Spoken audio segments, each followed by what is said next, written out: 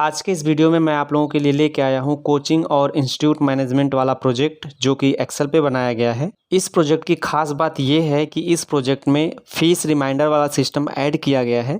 मतलब कि कोई भी स्टूडेंट अगर 1 मंथ की फ़ीस जमा करता है तो 1 मंथ पूरा होने से 3 दिन पहले ही आपको रिमाइंडर मिल जाएगा कि इस स्टूडेंट की जो 1 मंथ की फ़ीस जमा थी उसका पीरियड ख़त्म होने वाला है, जिससे आप उस स्टूडेंट को बता सकते हैं कि आप अगले महीने की फ़ीस जमा कर दीजिए।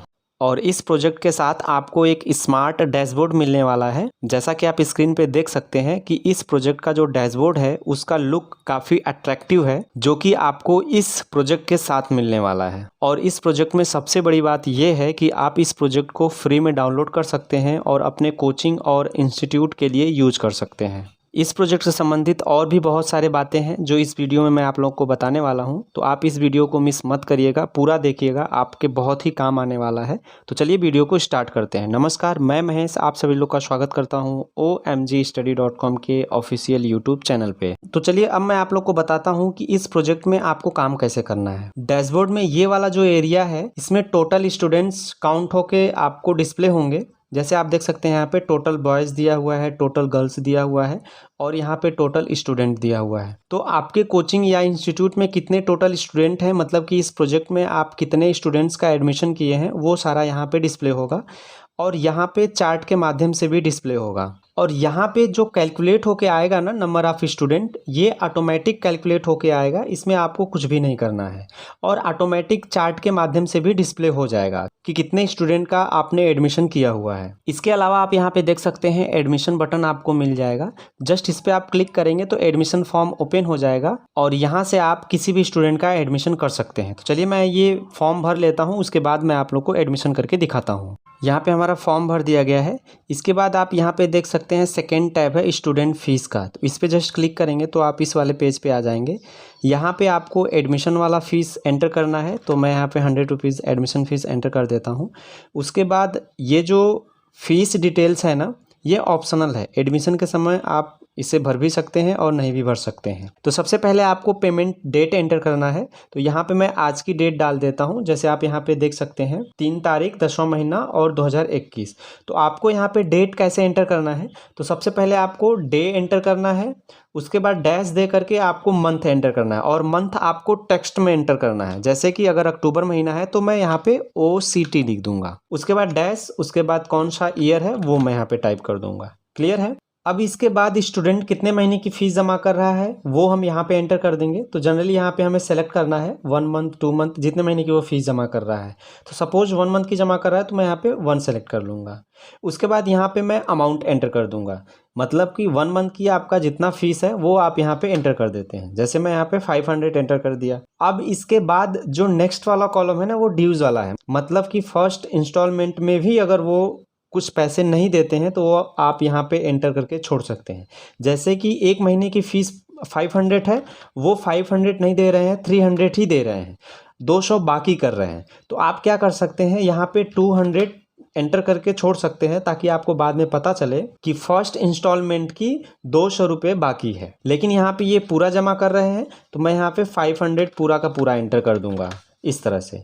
और ये वाला जो कॉलम है इसे आप खाली भी छोड़ सकते हैं या इसमें आप कुछ टाइप भी कर सकते हैं, जिससे आपको पता चले कि फर्स्ट इंस्टॉलमेंट की जो फीस है उसमें कुछ भी ड्यूज नहीं है। अब इसके अलावा यहाँ पे अदर फीस है। अगर आप अदर फीस कोई लेते हैं, जैसे मान लीजिए आप आइडेंटिटी कार्ड दे रहे हैं तो उसकी फ़ीस ले लिए, या टेस्ट ले रहे हैं तो उसकी फ़ीस आप ले लिए, तो अगर इस तरह की अगर फीस है तो आप यहाँ पे एंटर कर सकते हैं, नहीं तो इसे खाली भी छोड़ सकते हैं। जैसे मैं यहाँ पे 100 रुपीज़ एंटर कर देता हूँ, किसके लिए, ID कार्ड के लिए। मान लीजिए आप ID कार्ड उसको दिए, उसका आप फीस लेते हैं 100 रुपीज़, तो वो आप यहाँ पे मेंशन कर देंगे कि 100 रुपीज़ हमने लिया हुआ है ID कार्ड के लिए। इसके बाद आपको कुछ भी नहीं करना है, एडमिशन बटन पे क्लिक कर देना है। इस पे क्लिक करते ही इस स्टूडेंट का एडमिशन हो जाएगा। तो उसका जो रजिस्ट्रेशन नंबर था वो था AB001। तो यहाँ पे हमने रजिस्ट्रेशन नंबर एंटर किया और सर्च बटन पे क्लिक किया, तो आप देख सकते हैं उस स्टूडेंट की जो इन्फॉर्मेशन है यहाँ पे सर्च होके आ गई। तो अभी हम इस प्रोजेक्ट में एक स्टूडेंट का एडमिशन किए हैं और इसका सारा रिकॉर्ड आपका डेटाबेस वाला जो सीट है ना उसमें जाके सेव हो गया होगा। अब डेटाबेस वाले सीट पे जाने के लिए आपको यहाँ पे ऑल रिकॉर्ड्स वाले बटन पे क्लिक करना पड़ेगा। तो आप देख सकते हैं यहाँ पे उस स्टूडेंट का सारा रिकॉर्ड आके यहाँ पे सेव हो गया। अब इसके बाद अगर आप डैशबोर्ड पे जाते हैं और देखते हैं तो यहाँ पे आप देखेंगे कि एक बॉयज़ का आपने एडमिशन किया और टोटल एडमिशन आप कितना किए 1। तो यहाँ पे ऑटोमेटिक डिस्प्ले होगा, आप यहाँ पे चार्ट के माध्यम से भी देख सकते हैं। और एडमिशन होने के बाद आपको यहाँ पे इस वाले बटन पे क्लिक करना है। ये जो बटन है ना, click me for save all data, इस पे जब आप क्लिक करेंगे ना तो ये जो फाइल है ना वो सेव हो जाएगी। इसके अलावा आप चाहें तो एडमिशन फॉर्म भी प्रिंट कर सकते हैं, जिसके लिए आपको प्रिंट एडमिशन फॉर्म बटन पे क्लिक करना होगा। उसके बाद यहाँ पे आपको उस स्टूडेंट का रजिस्ट्रेशन नंबर एंटर करना होगा। तो जिस स्टूडेंट का हम रजिस्ट्रेशन किए हैं, मतलब कि एडमिशन किए हैं, उसका जो रजिस्ट्रेशन नंबर था वो 001 था। तो यहाँ पे एंटर करने के बाद आपको शो डिटेल्स वाले बटन पे क्लिक करना है। तो आप देख सकते हैं ये ऑटोमेटिक एडमिशन फॉर्म जनरेट हो चुका है। इसके बाद आपको प्रिंट प्रीव्यू बटन पे क्लिक करना है, या आप डायरेक्ट भी प्रिंट कर सकते हैं। तो आप देख सकते हैं ये एडमिशन फॉर्म आपका जनरेट हो चुका है। इसका प्रिंट प्रीव्यू इस तरह से होके आएगा। अब एक चीज़ यहाँ पे आप और ध्यान दीजिएगा, आप चाहें तो एडमिशन फॉर्म के बैकग्राउंड में अपने कोचिंग या इंस्टीट्यूट का जो लोगो है ना वो वाटरमार्क के रूप में सेट कर सकते हैं, जिससे एडमिशन फॉर्म और भी अच्छा दिखेगा। और वाटरमार्क आप कैसे लगाएंगे इसका वीडियो मैं ऑलरेडी बना करके अपलोड कर चुका हूँ, आप मेरे चैनल पे चेकआउट कर सकते हैं। अब हम बात करते हैं फीस डिपॉजिट बटन की। जब हम इस बटन पे क्लिक करेंगे तो फीस डिपॉजिट वाला यूज़र फॉर्म ओपन हो जाएगा, और यहाँ से आप किसी भी स्टूडेंट की फ़ीस डिटेल्स सर्च करके देख सकते हैं, जिसके लिए आपको यहाँ पे उस स्टूडेंट का रजिस्ट्रेशन नंबर एंटर करना होगा। उसके बाद आपको सर्च बटन पे क्लिक करना है, जिससे उस स्टूडेंट की सारी इन्फॉर्मेशन यहाँ पे डिस्प्ले हो जाएगी। यहाँ पे आप ऊपर वाले भाग में देख सकते हैं उस स्टूडेंट की सारी इन्फॉर्मेशन डिस्प्ले हो रही है। उसके बाद यहाँ पे आपको 3 टैब दिखेगा, फ़ी पेमेंट फर्स्ट, फ़ी पेमेंट सेकेंड और अदर फीस।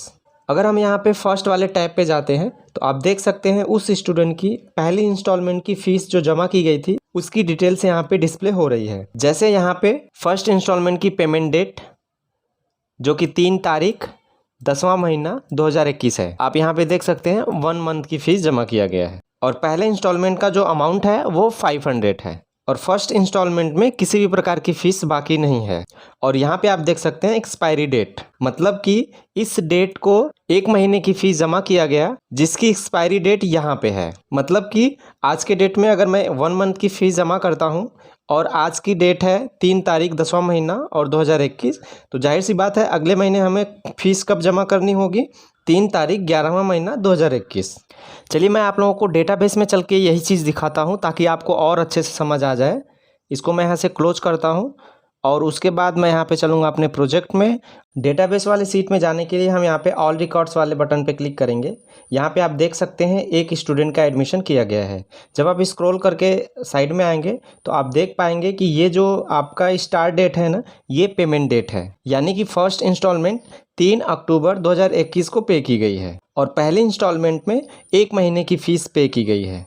और फर्स्ट इंस्टॉलमेंट का जो अमाउंट है वो 500 है। और जैसा कि मैं आपको बताया था कि ये आपका पेमेंट डेट है 3 अक्टूबर 2021, और इस डेट को 1 महीने की फ़ीस जमा की गई है, तो आपको अगले महीने इस डेट को दोबारा से पेमेंट करना होगा 3 नवंबर 2021। मतलब कि ये आपकी एक्सपायरी डेट है।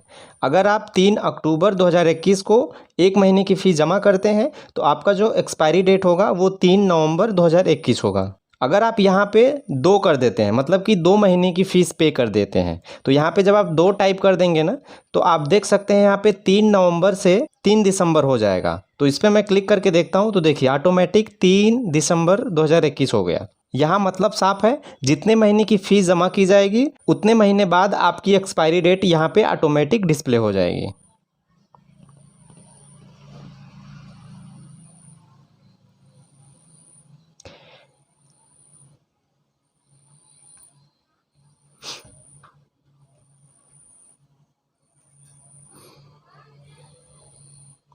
जैसे मैं यहाँ पे फिर से 1 मंथ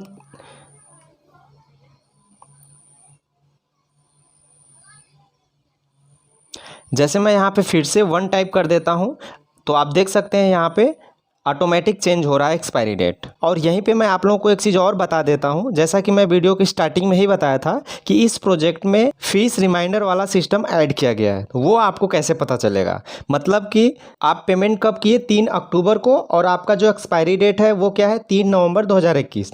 तो ये एक्सपायरी डेट के 3 दिन पहले ही आपको रिमाइंडर मिल जाएगा कि आपका जो 1 मंथ का जो पेमेंट किया गया था ना उसका पीरियड ख़त्म होने वाला है, आप जल्दी से नेक्स्ट मंथ की फ़ीस जमा कर दीजिए। और आपको यहाँ पे रिमाइंडर कैसे डिस्प्ले होगा, ये जो एक्सपायरी डेट है ना 3 नवंबर 2021, इस डेट से 3 दिन पहले ही ये वाला कॉलम क्या हो जाएगा, रेड हो जाएगा। लेकिन यहाँ पे रेड नहीं है कॉलम, मतलब कि अभी जो एक्सपायरी डेट है वो नज़दीक नहीं है। आप यहाँ पे कंप्यूटर में डेट भी देख सकते हैं। आज की डेट क्या है, 5 अक्टूबर 2021। तो यहाँ पे फीस रिमाइंडर वाला सिस्टम आपको दिखाने के लिए मैं यहाँ पे डेट चेंज करूँगा और डेट चेंज करके मैं आपको दिखाता हूँ कि यहाँ पे कैसे जो रिमाइंडर है आपको डिस्प्ले होता है। तो जस्ट मैं यहाँ पे 1 महीने पहले का डेट एंटर करूँगा, 6 सितंबर का कर देता हूँ, यानी कि 9वां महीना 6 तारीख 2021। अब मैं जब बाहर क्लिक करूँगा ना तो आप देख पाएंगे कि ये जो सेल है ना वो ऑटोमेटिक रेड हो गया। अब देखिएगा कैसे, 6 सितंबर 2021 को फ़ीस जमा किया गया।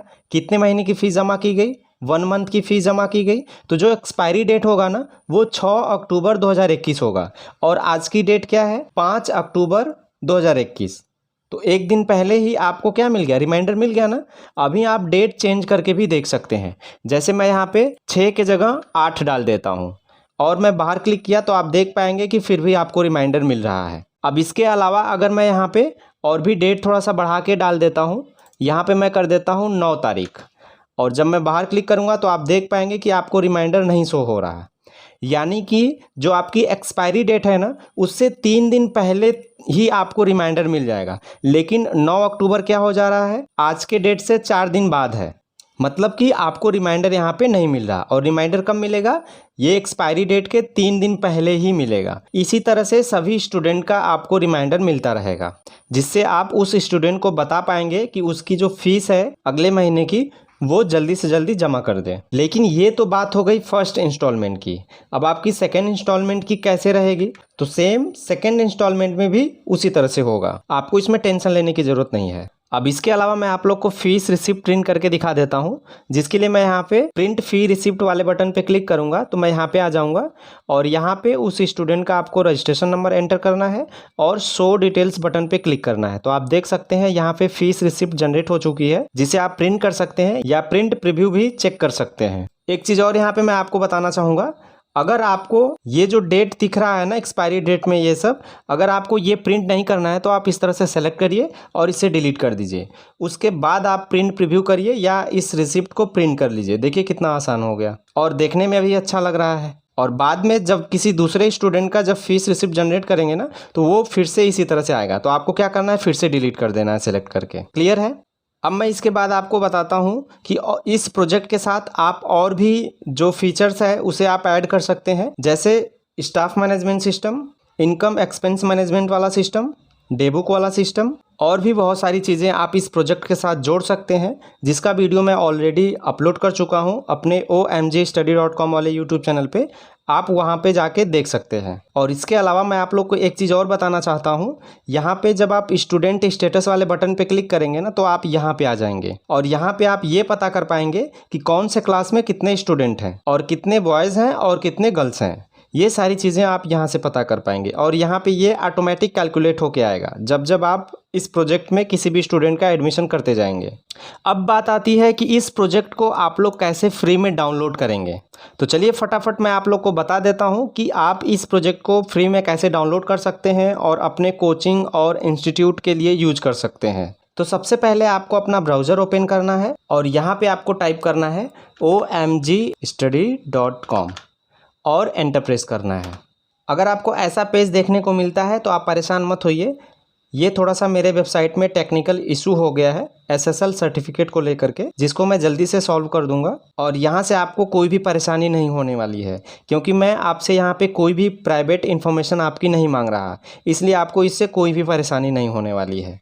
तो आप परेशान मत होइए, जस्ट आपको यहाँ पे एडवांस पे क्लिक करना है और यहाँ पे आपको प्रोसेस 2 पे क्लिक करना है, या फिर आप इस वेबसाइट को अपने मोबाइल में ओपन कर लीजिए जहाँ पे आपको किसी भी प्रकार की दिक्कत नहीं होने वाली है।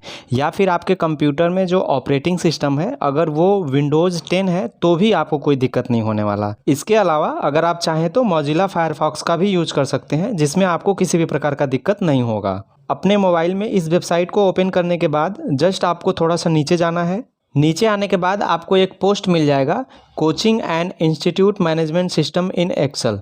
तो जस्ट आपको इस पर क्लिक कर देना है। उसके बाद यहाँ पे आपको सारी चीज़ें ध्यान से पढ़नी है। क्योंकि इसमें सारी चीज़ें बताई गई है कि आपको कैसे डाउनलोड करना है और कैसे इसका सेटअप करना है। और इस प्रोजेक्ट फाइल का सेटअप करने के बाद अपने कोचिंग या इंस्टीट्यूट के लिए यूज कर सकते हैं आसानी से। और एक चीज़ यहाँ पे मैं आप लोग को और बताना चाहता हूँ, अगर आप इस प्रोजेक्ट में और भी फीचर्स ऐड करना चाहते हैं तो ये सारे लिंक हैं, आप इस लिंक पे क्लिक करके वो सारे फीचर्स अपने इस वाले प्रोजेक्ट में ऐड कर सकते हैं। जैसे स्टूडेंट का ID card system, staff management system, income और expense management system, day book वाला सिस्टम, लॉगिन सिस्टम और मल्टीपल आईडी कार्ड प्रिंट करने वाला सिस्टम। ये सारे सिस्टम आप इस प्रोजेक्ट में ऐड कर सकते हैं और वो भी एकदम आसानी से। और नीचे जाने के बाद आपको डाउनलोड का बटन मिल जाएगा, जस्ट आपको इस डाउनलोड वाले बटन पे क्लिक करना है। इस बटन पे क्लिक करते ही आपकी जो फाइल है वो डाउनलोड हो जाएगी।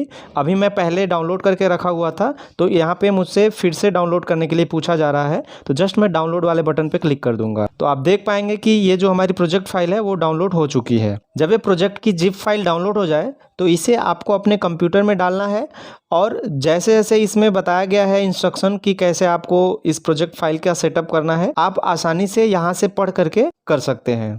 इसके अलावा भी आपको इस प्रोजेक्ट की फाइल को डाउनलोड करने में दिक्कत आ रही है या फिर इसका सेटअप करने में दिक्कत आ रहा है तो आप मुझसे कमेंट करके पूछ सकते हैं और मैं पूरी कोशिश करूंगा आपके कमेंट का रिप्लाई देने की। ये प्रोजेक्ट बहुत ही मज़ेदार है और बिल्कुल फ्री है, आप इसे यूज करिए एक बार और इस प्रोजेक्ट का आनंद लीजिए। तो चलिए मिलते हैं नेक्स्ट वीडियो में, तब तक आप अपना ख्याल रखिए, स्वस्थ रहिए, खुश रहिए।